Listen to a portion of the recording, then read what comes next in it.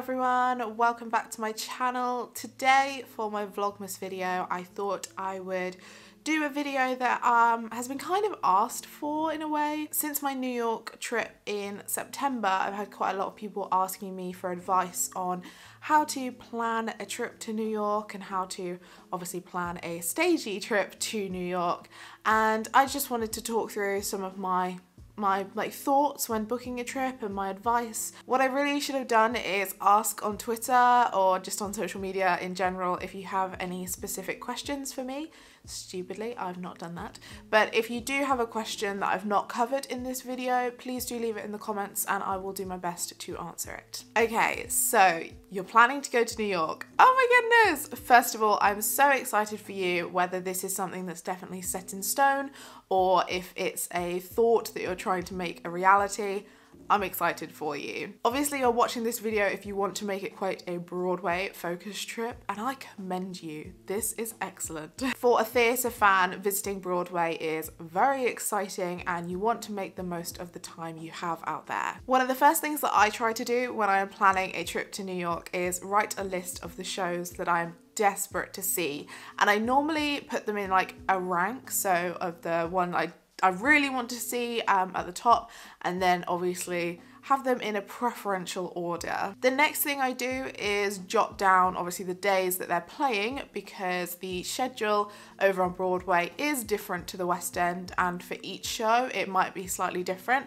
So I note down like their evening performances and when they have a matinee, because if you want to put as many shows into your trip as possible, obviously you're gonna have to do some 2-show days. Once I've written down the list of shows that I want to see and the order of importance and the days they're playing, I try and draft up a sort of schedule for the time that I'm in the city. So for example, on Tuesday I want to try and see this, on Wednesday I want to try and do this, and so on. I should also mention that obviously the time of year is very important for when you go to New York. I feel like it's quite obvious, but it needs to be said. The summer and Christmas time are going to be very expensive. They are considered peak times for travel in general, and also like ticket prices and things like that.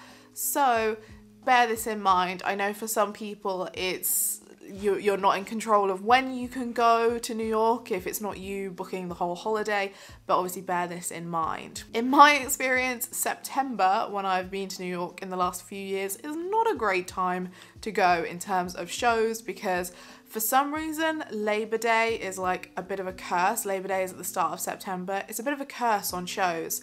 So every time I've gone, like some shows have closed very soon before my trip, which is not ideal. I think maybe going in the spring, just before the Tony Awards, would probably be the prime time to go. If any Broadway people want to disagree and suggest in the comments the prime time to visit Broadway, then please do.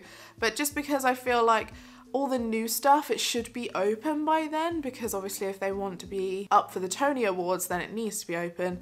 And also it'll be just before kind of the hype after the Tonys happens, because obviously when a show wins Tony Awards, then people hear about it and more, ticket prices might go up, it's going to get busier. That's my logic. Anyway, if you go before the Tony Awards, just before, or like the couple of months beforehand, hopefully everything should be open and not too crazy. Back on with my planning. So I've got my list of shows and the schedules, and now obviously you need to look at tickets. New York and Broadway is expensive, especially if you're someone who is used to London theatre prices, because yes, okay, they are creeping up, it's undeniable, but thankfully we are nowhere near Broadway prices just yet. For me, there are a few websites that I have to check just to make sure I'm getting hopefully the best price and deal, and obviously all of these will be linked in the description. The first one I check is Broadway for broke people, and I also check Broadway Box and Playbill. They've got a really good section on their website about tickets. They've got, I think it's called the Playbill Club. Then obviously as well, I check TKTS, because I love TKTS. I think the best resource in general, especially if you're looking to day seat or rush as it's called out in America, is Broadway for broke people. It's got a really just simple list of all the shows that are on, when they opened, when they're running till, and if they do either rush or a lottery, whether that be digital or in person. It lists all the prices. It's just fantastic. Also, in terms of the rush tickets, I check the Broadway World forums because there are some great threads in there where people share their experiences on what the rush situation has been like for a show and where they ended up for their tickets. This is really important because I feel like we're very lucky in the West End that when we day seat for stuff, generally they're pretty good seats. Normally they're clear view and they're just good seats. From what I've read with New York, this is not the case as much. I've read a lot of reports of like partial view seats and things like that. So it really depends. Some people are fine with that. I wouldn't be too fussed if it's a show I've already seen, but obviously if it's a show that you're seeing for the first time, you obviously want to see all of it. That is another thing to take into consideration if you're considering rushing a show, to think of what seat you're going to get from that. If you are unable to do the rush tickets for shows and you're going to be booking them, obviously beware that the ticket fees on Broadway are quite pricey. So whatever ticket you're booking mentally before the checkout, remember that you need to add kind of like $10 onto that total, which is so annoying, but we can't avoid it unless you risk it and wait to buy your tickets once you're in the city and you buy them at the box office, and then obviously you avoid that fee. However, it's a bit of a risk because when it's closer to showtime, the tickets might have gone. It's a risk. I should probably mention as well TKTS in especially Times Square. I know they've got a couple of other locations. I've never personally used the TKTS booth in New York. Maybe I will on my next theatre visit. I don't know. I'm only mentioning it because I feel like I need to, but obviously I don't have any experience of using it in New York, and I don't think I've ever really used it in London either, so I can't fully comment on that. But if you've used the TKTS booth and you want to share your experience, I would love to know how you found it in the comments, what show you were getting tickets for, what price you managed to get them, and if it was worth it. I'm also not sure how much in terms of fees that they add on as well, so sorry I can't be more helpful on that, but I don't want to give you false information. Okay, once you are in New York, obviously you're gonna have an amazing time and you're gonna have a fantastic time at all the shows as well. A piece of advice for before the show: Broadway theatres generally, they literally open the doors half an hour before the show.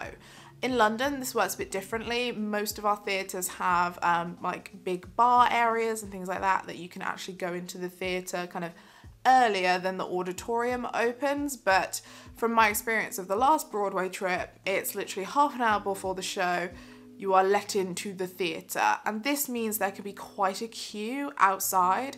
So if you want to either just kind of take in all of the theatre or buy merchandise before the show, I'd recommend kind of getting there a bit earlier. Don't get there at bang on 7 o'clock because then you are going to be in a queue for probably about 10 or 15 minutes and it's a little bit stressful. It definitely stressed me out on my previous trip. I kind of wish I'd known that before to get to the theatre a little bit earlier than I normally do in London.